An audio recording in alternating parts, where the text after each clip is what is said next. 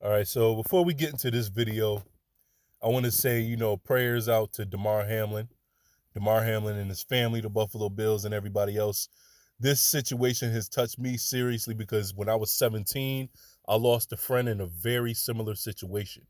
So I'm I was very at a loss for words when that situation happened. So prayers to him and his family. So let's get into this situation right here with Boomer Esiason criticizing Mac Jones. And Mac Jones has not been, one to escape criticism this season because of his sketchy play and the offense. But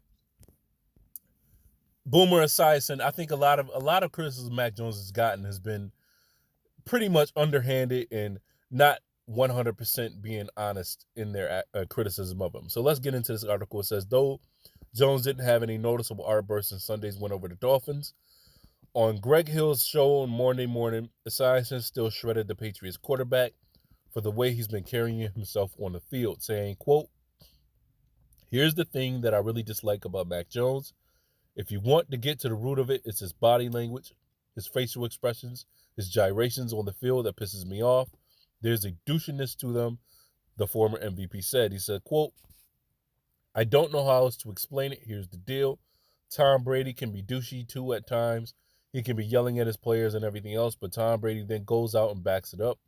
He goes and plays his ass off, and he gets his team to the playoffs again yesterday.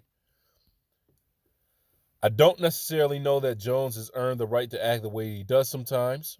Like frustrated looking at the coaches and screaming and yelling, put his hands to his head. Body language for a quarterback is so important.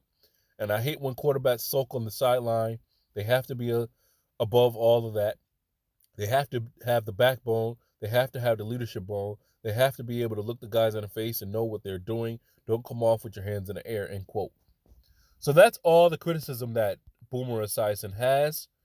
But the reality of it is, and I've seen this question posed to him before. I can't remember for who it was, but the reality of it is, Boomer, Tom Brady, although Bill Belichick has never drafted a number one receiver and you really gave him legitimate weapons to really continue to make runs. So it's incredible what Tom Brady and Bill Belichick were able to do, win 6 Super Bowls together. But had he had better offense and better weapons, it would have been much more, in my opinion. But Tom Brady never had to deal with a defensive coordinator being your play caller, a special teams coach, 2 failed head coaches being your offense that you had to rely on. You never had to deal with that. You never had to deal with the lack of weapons.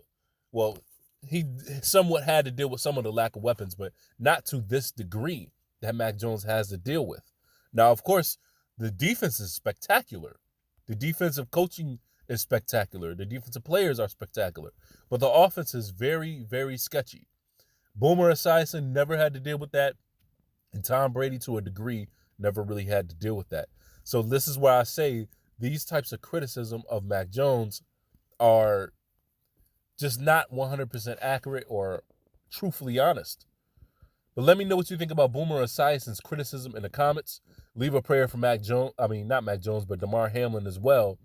Like I said, I dealt with that when I was younger, and my friend didn't make it. So I'm praying for Damar Hamlin and his family, and I'll see you in the next clip.